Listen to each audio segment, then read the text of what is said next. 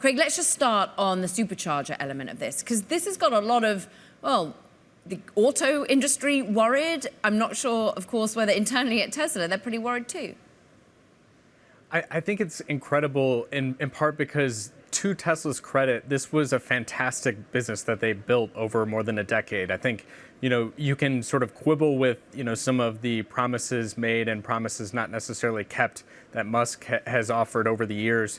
But what this company has done is built a really solid and extensive, fast, reliable charging network. And you hear that, from Tesla customers all over the place.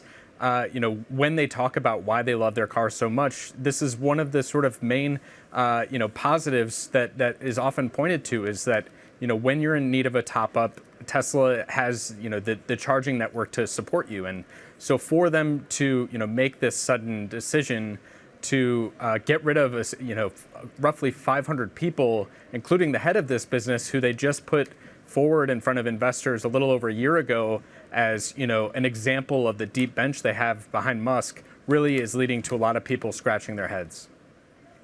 Craig, I want to bring you some breaking news that's happened since you've sat in the chair.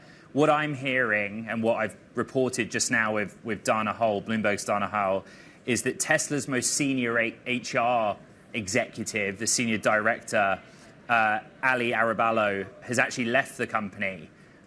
My suspicion is she was fired, but this is another example of a high-profile exec departure alongside a really big wave of layoffs. I know that you're aware of this story. Just give us your reaction.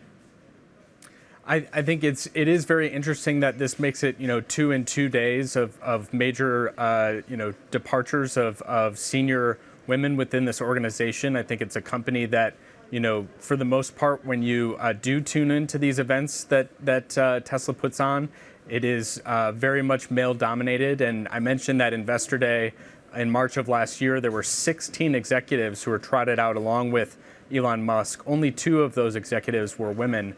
I also just think that, this latest sort of drumbeat of news just really sort of speaks to this idea of, as you reported, Ed, last week, of chaos, right? It really seems like a chaotic moment for this company, where they're trying to sort of fix problems that they don't have and not addressing problems that they do have.